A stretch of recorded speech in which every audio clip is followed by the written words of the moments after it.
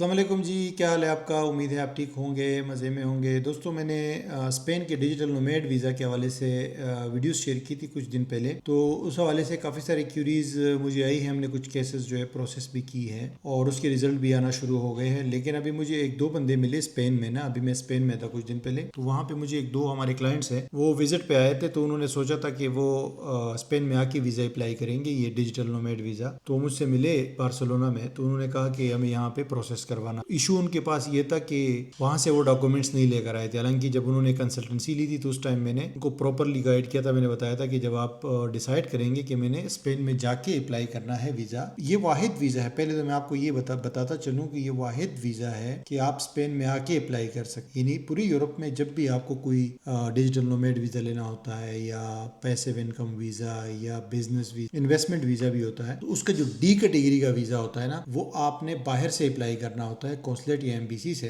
جب آپ کو ڈی کیٹیگری کا ویزا ملتا ہے، جس کو نیشنل ویزا بھی کہتے ہیں، تو پھر آپ یورپ میں آ کے اس کو کنورٹ کرتے ہیں کارڈ میں، ٹی آر سی میں۔ تو چند ایک ویزے سے ہیں جو کہ آپ with in the country apply کر سکتے ہیں، چند ایک نہیں، مطلب ایک دو ہی ایسے آپشنز ہیں۔ کچھ تو ایسے آپشنز ہیں جیسے پہلے لوگ کیا کرتے تھے، پرتگال میں آرٹیکل 92 اور یہ اس سے پہلے آرٹیکل 88 اور 89 وغیرہ میں وزٹ پہ لیگل طریقے سے آ کے یہاں پہ بعد میں ٹی آر سی لے لیتے تھے۔ تو اس طرح کے کچھ طریقے تو ہے پوری یورپ کے اندر کہ بندہ جو ہے وہاں جا کے اپلائی کر سکتا ہے۔ مثلا لیٹویا میں بھی ہے کہ آپ اگر وزٹ ویزا پہ آئے ہو تو آپ کارڈ وہی پہ اپلائی کر سکتے ہو، بزنس کے تھرو یا گولڈن ویزا جو ہے، لیکن کافی کم آپشنز ہوتے ہیں، جس میں ایک آپشن یہ اسپین کے اندر ہے کہ اسپین کا لا ہے کہ بھائی آپ اگر لیگلی آئے ہو تو اپنا ویزا آپ کا ایکسپائر نہیں ہونا چاہیے، اس سے پہلے آپ سبمٹ کر سکتے ہو ڈیجیٹل نومیڈ ویزا کی اپلیکیشن اسپین کے اندر، یا ریموٹ ورکر ویزا بھی اس کو کہہ سکتے ہیں۔ لیکن یہ سبمٹ کرتے ہوئے اس ٹائم یہ ضروری ہے، یہ بات بہت ضروری ہے، میں کلائنٹس کو بتاتا رہتا ہوں جو کنسلٹنسی لیتے ہیں ہم سے، کہ آپ اپلائی تو کر سکتے ہیں، لیکن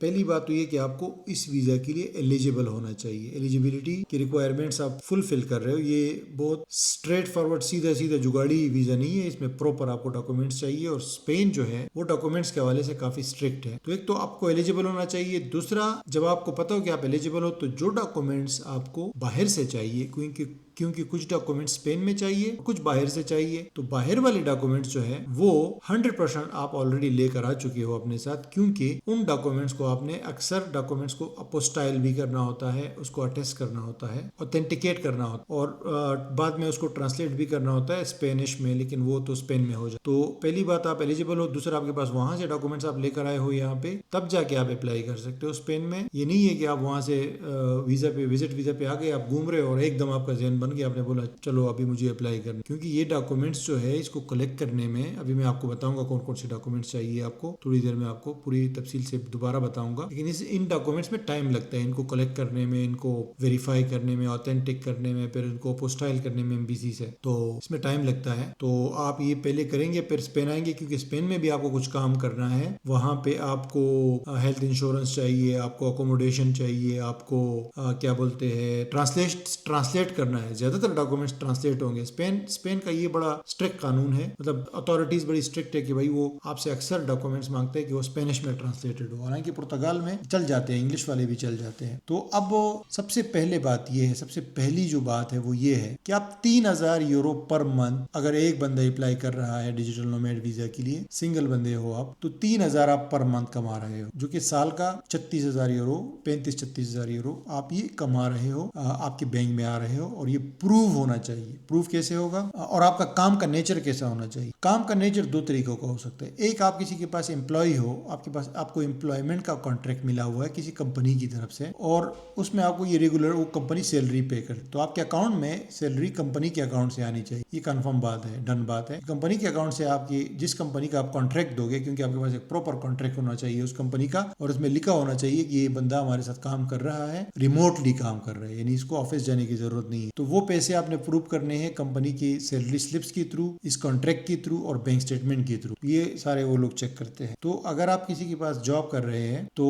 اس طریقے سے آپ کے پیسے آنے چاہیے، اور یہ آپ جا کے وہاں پہ اس بیس پہ اپلائی کر سکتے ہو۔ اور دوسرا طریقہ یہ کہ آپ سیلف امپلائڈ ہو اور آپ اپنے سیلف امپلائمنٹ کے تھرو دوسری کمپنی کو سروس دے رہے ہو، تو یہ والا آپشن زیادہ بہتر ہے، کیونکہ اگر آپ پہلے والے امپلائی والے آپشن میں جائیں گے تو اسپین کے اندر ایک چیز ہے کہ ٹیکس اوبلیگیشنز ہے، آپ اس ویزا پہ جائیں گے تو آپ نے ہر مہینے ٹیکس پے کرنا ہے، اور سوشل سیکورٹی بھی پے کرنا ہے. تو اگر آپ امپلائی کے طور پہ جاتے ہیں اسپین تو پھر آپ کی کمپنی کو سوشل سیکورٹی کے لیے اسپین میں رجسٹر ہونا پڑے گا, یعنی آپ کو اسپین میں رجسٹر کروانا پڑے گا. یہ بڑا ایک ٹرکی سی چیز ہے اس میں, جو کہ بڑا مشکل ہوگا. آپ کی کمپنی اسپین میں خود کو رجسٹر نہیں کرے گی جنرل کیسز میں, اگر بہت زیادہ کوئی اسپیسیفک کمپنی نہیں ہے. پھر جو ہے نا وہاں پہ اسپین میں وہ رجسٹر نہیں کرے گی, تو بہتر یہ ہے کہ آپ سیلف امپلائمنٹ کے طور پہ, یعنی آپ کسی بھی کنٹری میں ہو وہاں پہ آپ رجسٹرڈ ہو ایز اے سیلف امپلائڈ. مطلب اگر آپ پاکستان میں ہو تو جیسے آپ کا NTN بنا ہوتا ہے نا, سول پروپرائٹرشپ کا, اور دوسری کنٹریز میں آپ کی کمپنی بھی ہوگی نا, تو وہ بھی سیلف امپلائمنٹ میں آتی ہے. مطلب آپ کی اپنی کمپنی ہو, آپ کی اپنی کمپنی یا آپ کے اپنے سیلف امپلائمنٹ کے تھرو آپ دوسری کمپنی کو سروس دو گے, ٹھیک ہے, تو آپ کا ان کے ساتھ ایگریمنٹ ہوگا جیسے امپلائی کا ایگریمنٹ ہوتا ہے. تو اس صورت میں کیا ہوتا ہے کہ وہ آپ کی کمپنی کو اسپین میں رجسٹر کرنے کی ضرورت نہیں ہے, آپ خود جائیں گے اسپین. جب یہ ویزا آپ کو ملے گا تو پھر آپ نے خود کو رجسٹر کرنا ہے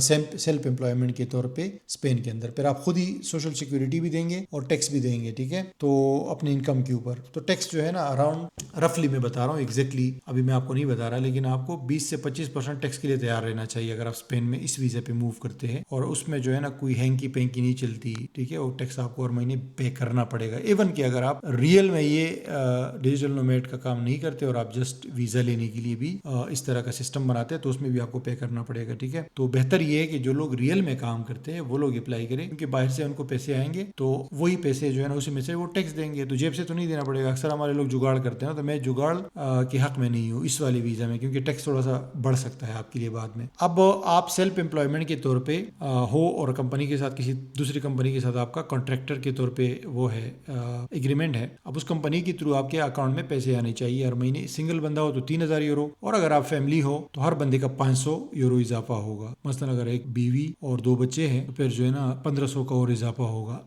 ٹھیک ہے. بلکہ وائف کا 1,000 یورو ہے, بچوں کا 500 ہے, تو اتنے یورو آپ کو شو کرنے ہیں اگر آپ فیملی کو بھی انکلوڈ کرنا چاہتے ہو. تو اس کے اندر کچھ ڈاکومنٹ جو باہر سے آپ لے کر آئیں گے اس میں بڑی کریٹیکل چیزیں ہیں, کیونکہ یہ ویزا جیسے پیپر پہ یا لوگ آپ کو بتاتے ہیں اتنا ایزی لگتا ہے, اتنا ایزی ہے نہیں. اس کے ڈاکومنٹیشن میں کافی پرابلم ہے, تو وہ آپ کو کرنی ہے, پھر یہ ہو جاتا ہے. میرے خیال سے اسٹل یورپ کا بہت ایزی ویزا ہے, کیونکہ باہر سے آپ اپلائی کرو گے MBC کی ریکوائرمنٹس بہت زیادہ اسٹرکٹ ہوتی ہے. اسپین میں اپلائی کرو گے تو تھوڑا سا ریلیکس فلیکسیبل ہے ڈاکومنٹس. اور دوسرا یہ کہ اسپین میں آپ اپلائی کرو گے 3 سال کا ویزا ملتا ہے آپ کو, اور باہر سے اپلائی کرو گے تو 1 سال کا ملے گا. تو باہر سے آپ اپلائی کرتے ہو تو آپ نے 2 پروسیسز کو فالو کرنا ہوتا ہے, ایک اسپین کے MBC کا پروسیس, پھر یہاں کی ادھر کا پروسیس. ادھر اپلائی کرو گے اسپین میں تو ادھر کا ہی آپ نے پروسیس فالو کرنا ہے. MBC کو آپ نے بائی پاس کر دیا ہے, لیکن آپ کے پاس ویلڈ وزٹ ویزا ہونا چاہیے, یا اگر کسی اور یورپین کنٹری کا آپ کے پاس کارڈ بھی ہے تو وہ بھی چل جائے گا. لیکن ویلڈ جو ہے آپ کے پاس شنگن ویزا ہوگا, اس میں کم از کم 20-25 دن ٹائم ہو یا 30 دن تو بہتر ہے, کیونکہ وہ اسپین میں بھی چیزوں میں ٹائم لگتا ہے. پھر آپ اپلائی کر سکتے ہو ود ان اسپین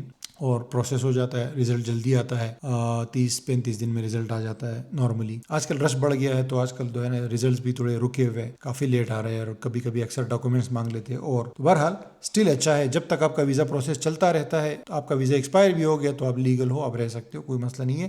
لیکن اپلائی کرتے وقت آپ کا ویزا ویلڈ ہونا چاہیے, ٹھیک ہے جی. اب اس میں جو ڈاکومنٹس آپ کو چاہیے ابھی میرے پاس ہے, یہ میں آپ کو بتاتا ہوں کہ باہر سے جب آپ آئیں گے تو جس کمپنی کے ساتھ ایک آپ کام کر رہے ہیں, پہلی بات تو یہ وہ کمپنی کم از کم 1 سال پرانی ہونی چاہیے, نیو کمپنی نہیں ہونی چاہیے. جس کمپنی کے ساتھ آپ کام کر رہے ہیں, جو آپ کو پیسے بھیج رہے ہیں, جس کے ساتھ آپ کا ایگریمنٹ ہے, آپ کی جو اپنی سیلف امپلائمنٹ کی ایکٹیویٹی ہے, کیونکہ اس کا بھی آپ نے پروف دینا ہے, تو 3 مہینے تک آپ کو کم از کم یہ سیلری آ چکی ہو. آپ کے اسٹیٹمنٹ میں 3 مہینے واضح طور پہ یہ نظر آ رہے ہو پیسے, کہ آپ کو یہ پیسے آ رہے ہیں اس اکاؤنٹ سے.